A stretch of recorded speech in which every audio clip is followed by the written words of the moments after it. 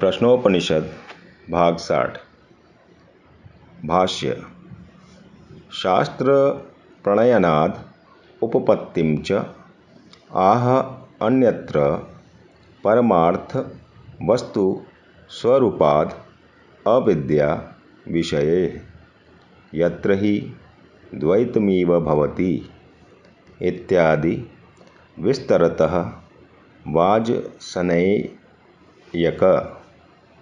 भाष्यार्थ अन्यत्र अविद्या के प्रसंग में वाजसनेयक बृहदारण्य श्रुति के द्वारा जिस अवस्था में द्वैत के समान हो जाता है आदि के माध्यम से परमार्थ वस्तु के रूप में विस्तार पूर्वक शास्त्र रचना की सार्थकता भी बताई गई है। भाष्य अत्र च विभक्ते विद्या अविद्ये परा अपरे इत्यादौ एव शास्त्रस्य अतो न तार्किकवाद भट प्रवेशो वेदांतराज प्रमाण बाहुगुप्त इह आत्म एकत्व विषय इति। भाष्यार्थ यहाँ अथर्ववेदीय मुंडकोपनिषद के आरंभ में शास्त्र का परा और अपरा के रूप में विद्या तथा अविद्या का विभाजन किया गया है। अतः वेदांत रूपी राजा की प्रमाण रूपी बाहुओं द्वारा रक्षित इस आत्म एकत्व के राज्य में तार्किकवाद रूपी सेना प्रवेश नहीं कर सकती।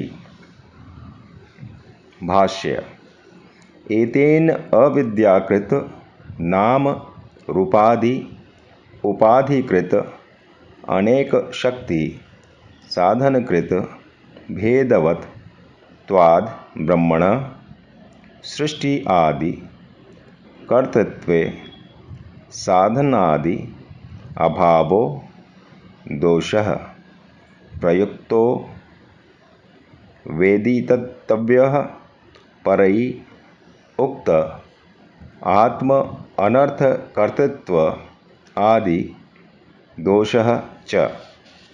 भाष्यार्थ इस परा अपरा विभाग के द्वारा अविद्याकृत नाम रूप आदि उपाधि के कारण ब्रह्म के अनेक शक्ति और साधन जनित भेदों से युक्त होने से अन्य तार्किकों द्वारा ब्रह्म का सृष्टि आदि के कर्तृत्व में साधन आदि के अभाव रूपी दोष और अपने ही अनर्थ का कर्ता होने का दोष भी खंडित हुआ समझना चाहिए। भाष्य यह तो दृष्टान्तः राज्ञः सर्वार्थकारिणी कर्तरि भृत्ये उपचारात् राजा कर्ता इति सह अत्र अनुपपन्नं सह इक्षांचक्रे इति श्रुतेः मुख्य अर्थ बाधनात् प्रमाणभूतायाः। भाष्य तुमने जो दृष्टांत दिया कि राजा का सारा कार्य करने वाले भृत्य मंत्री को ही औपचारिक रूप से राजा या कर्ता कहा जाता है वह यहाँ सार्थक नहीं है, क्योंकि यह स इक्षांग चक्रे इस प्रमाणभूत श्रुति के मुख्य अर्थ का बाधन करता है। भाष्य तत्र हि गौणी कल्पना शब्दस्य यत्र मुख्य अर्थो न संभवति इह तु अचेतनस्य मुक्तबद्ध पुरुष विशेष अपेक्षया कर्तृ कर्म देश काल निमित्तः अपेक्षया च बंध मोक्षादि फलार्था नियता पुरुषं प्रति प्रवृत्ति न उपपद्यते। यथा उक्त सर्वज्ञ ईश्वर कर्तृत्वपक्षे तो उपपन्ना। भाष्यार्थ। जहाँ शब्द का मुख्य अर्थ लेना संभव नहीं होता, वहीं उसके गौण अर्थ की कल्पना की जाती है।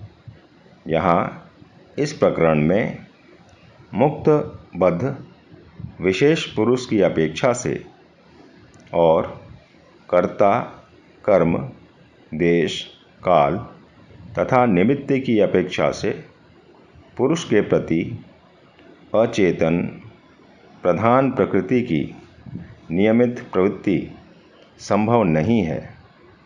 पूर्वकथित सर्वज्ञ ईश्वर को कर्ता मानने के पक्ष में तो यह सार्थक ही है।